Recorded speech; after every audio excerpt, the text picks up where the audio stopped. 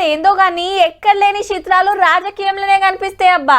జిగిరి దోస్తులు అంతల్నే శత్రువులు అవుతారు. ఒకళ్ళంటే ఒకళ్ళు పడనోళ్ళు జాన్ జబ్బాల్ లెక్క కలిసిపోతారు. పక్క పార్టీలుండి పొట్టు అరుచుకొని రేపటి నాడు అదే పార్టీలకు వచ్చి మా ఓళ్ళు శుద్ధ పూసలనే డైలాగులు వినిపిస్తారు.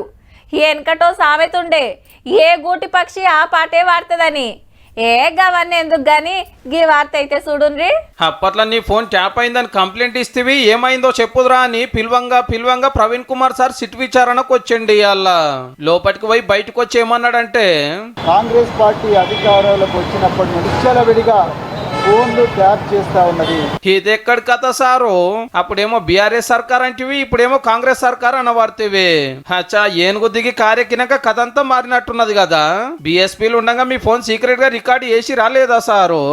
భారత రాష్ట్ర సమితికి ఎప్పుడు కూడా ఈ ఫోన్ ట్యాపింగ్ తోని సంబంధం లేదు. అప్పట్లో కూడా కాంగ్రెస్ లీడర్రే నా ఫోన్ సీక్రెట్ గిన్నారని కొత్త కంప్లైంట్ ఇయ్యద్దా?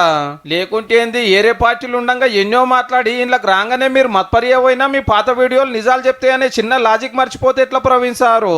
పాత గవర్నమెంట్ లో చాలా మంది మంత్రులు, ఎమ్మెల్యేలు, ఎంపీల ఫోన్లు రికార్డు చేసిరట. ఆఖరికి కవితక్క చుట్టుండేటోళ్ళం కూడా ఇడ్సాలే. మీ ఫోన్ ట్యాప్ అయినట్టు ఈ నెంబర్ చూపిస్తున్నది, వచ్చి సాక్ష్యం చెప్పురని పిలిస్తే కారోళ్ళు ఒక్కరు కూడా వస్తలేరు. పాత ఐపీఎస్ ప్రవీణ్ సార్ వచ్చేమో ఇప్పుడు గిట్లన వాటి అప్పటిది దూర్చేస్తానికి నా ఐఫోన్ హ్యాక్ చేస్తా ఉన్నారని చెప్పేసి యాపిల్ కంపెనీ నాకు ఒక మెయిల్ పంపించింది. భారత రాష్ట్ర సమితికి ఎప్పుడు కూడా ఈ ఫోన్ ట్యాపింగ్ తోని సంబంధం లేదు.